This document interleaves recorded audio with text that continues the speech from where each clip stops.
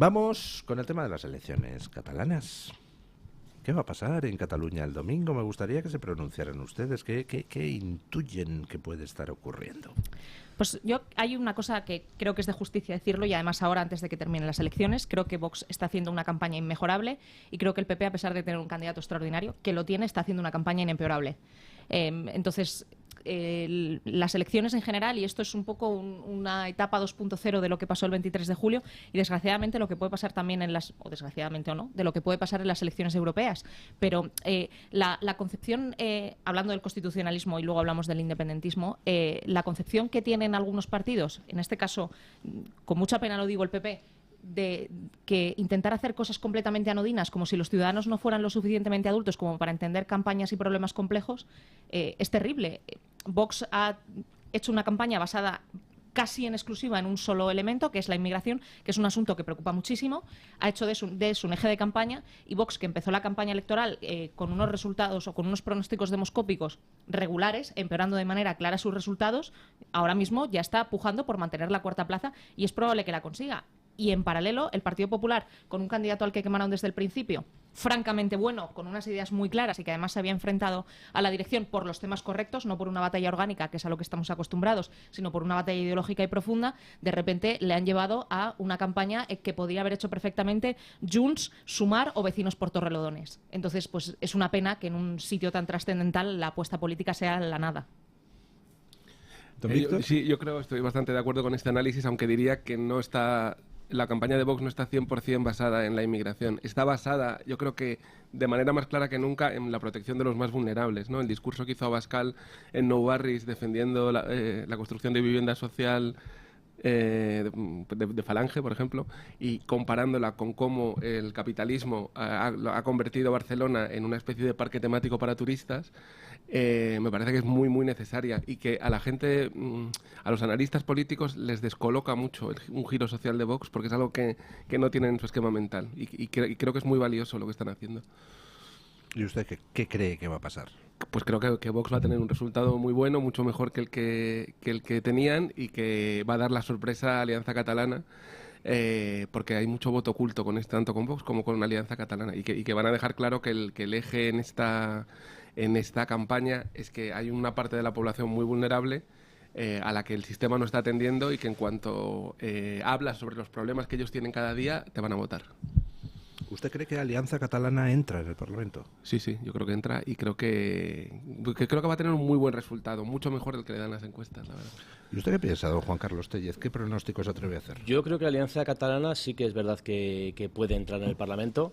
Vox creo que va a mejorar sus resultados, y creo que el Partido Popular finalmente se va a situar por detrás de Vox. El Partido Popular ha hecho una campaña, efectivamente, en la que antes de cada movimiento tiran de asesores, ven encuestas, pues venga, que está bien Vox con esto, vamos a hablar de esto, dando tumbos. El Partido Popular está dando tumbos en Cataluña, como lleva dando tumbos, por desgracia, muchos años. No su candidato, ojo, no su candidato, que sí es verdad que mantiene, por eso le ha costado esos problemas, por mantener precisamente su discurso tradicional. Y luego en la parte alta de la tabla, volviendo al fútbol, el PSOE, arrastrando esa dinámica que tiene ahora de poder también, de vencedor, y ya va a ganar las elecciones. El PSC va a ganar las elecciones. Lo que pasa que ahí es donde está. ¿Cree usted que con claridad? Eso es lo que iba a decir. Yo creo habría que ver esa horquilla. Bueno, ahora ya habéis visto que ha empezado a sacar su bandera, digamos, para traer ese nacionalismo más clásico, con un trapero por aquí, a pasear. Lo comentaba en las noticias, que me ha llamado muchísimo la atención un detalle lingüístico, y es que mientras que el PSOE siempre en las elecciones catalanas se ha dedicado a simultanear el uso de catalán y castellano para tratar de atraer el voto castellano hablante, luego lo pone al servicio del separatismo lingüístico, pero siempre habla en castellano en las campañas electorales para tratar de atraerse el voto de castellano hablante tradicional del PSC.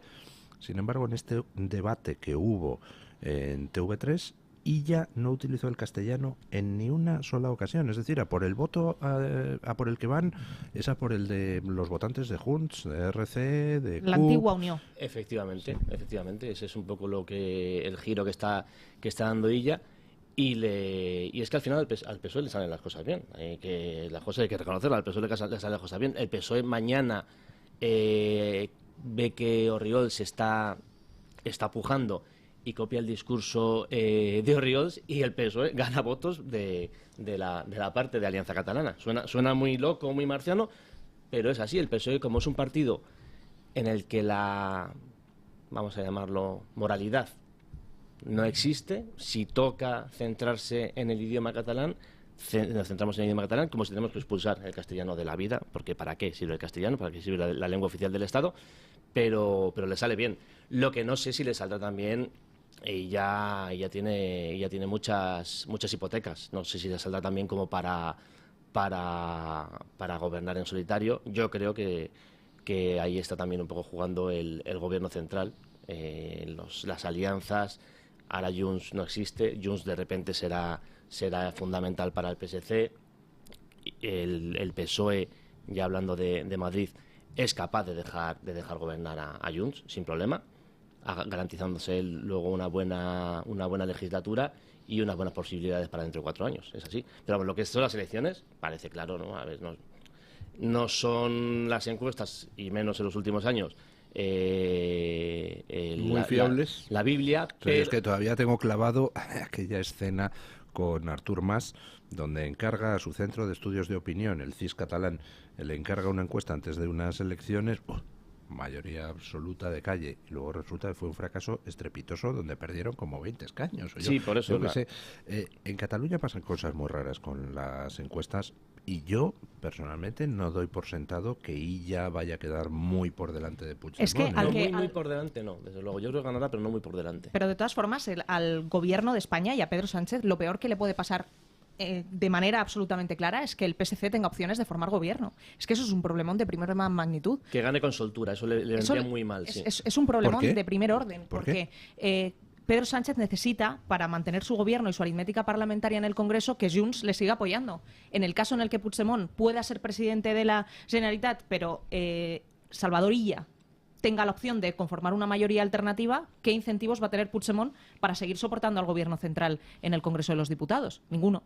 Entonces, si Carles Puigdemont no es presidente de la Generalidad, porque hay que decirlo en español, me autoenmiendo, de la Generalidad de Cataluña, dentro de un mes, 2 meses, 3 meses o cuando sea la investidura, la legislatura de Pedro Sánchez se ha acabado completamente. Porque Esquerra ya ha adoptado esta posición completamente subyugada, por la que es uno más del bloque y, bueno, poco más o menos que son una especie de Podemos un poquito más nacionalista. Es el sidecar del PSOE ya. Completamente. Pero Junts no está en esa tesitura.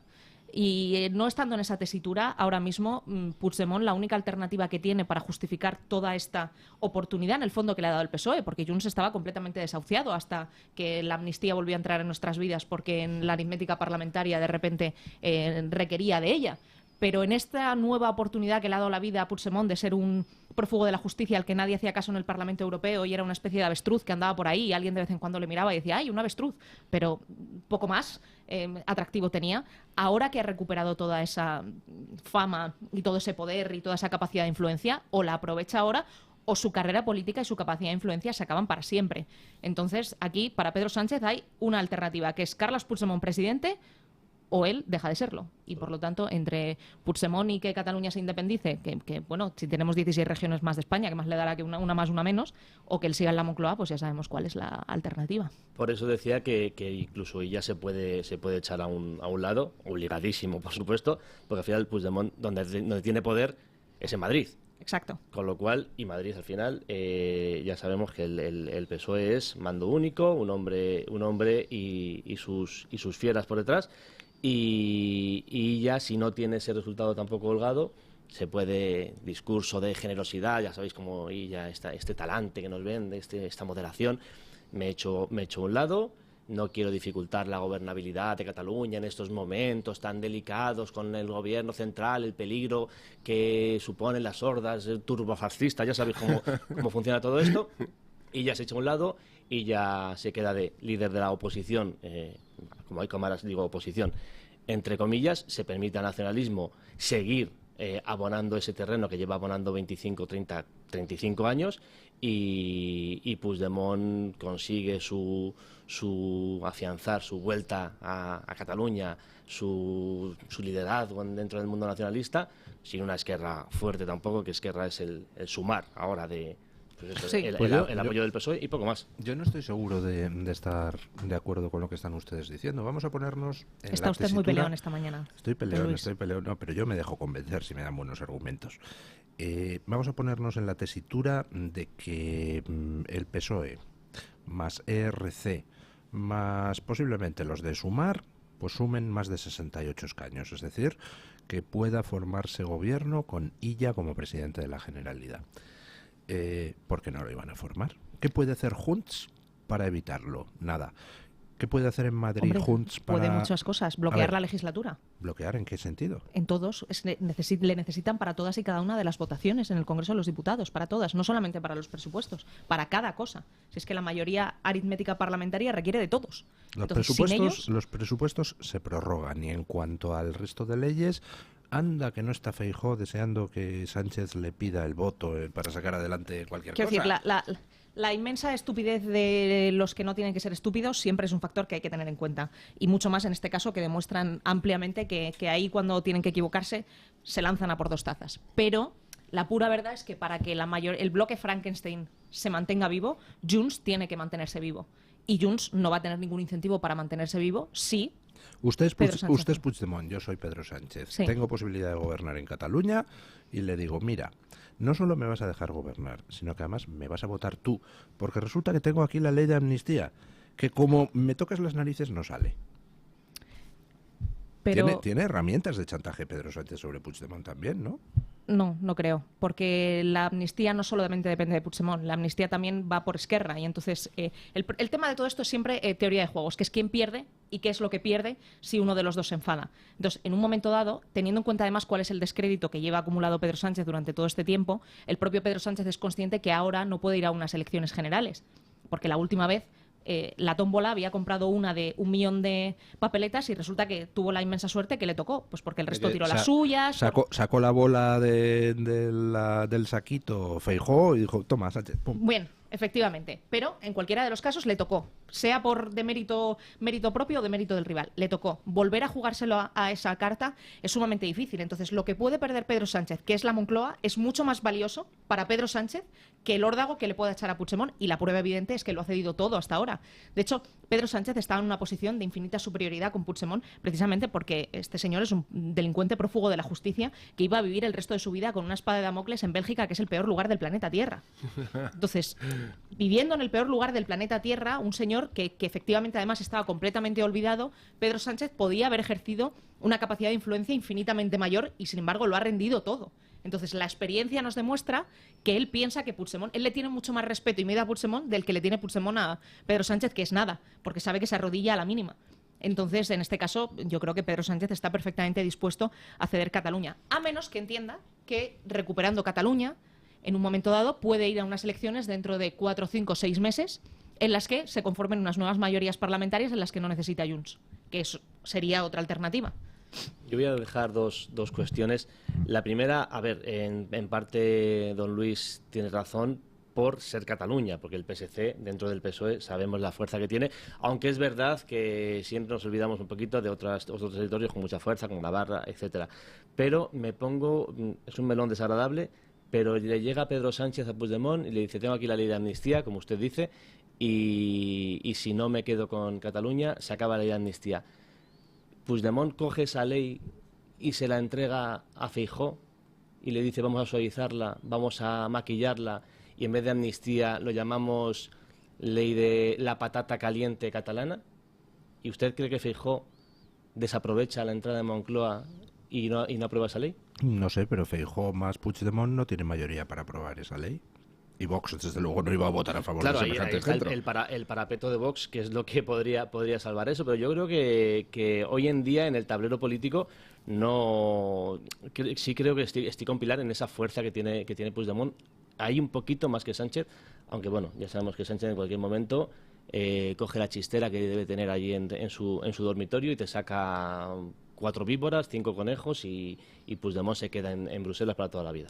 Es posible. Pero yo creo que sí que podría apartarse Illa para dejar paso a un gobierno de Puigdemont. Don Víctor está muy callado y eso me escama mucho, porque cuando está callado es que le está dando al caletre. Entonces, pero no le voy a dar la palabra porque nos tenemos que ir a la pausa publicitaria. Perfecto. Ahora a la vuelta se la doy.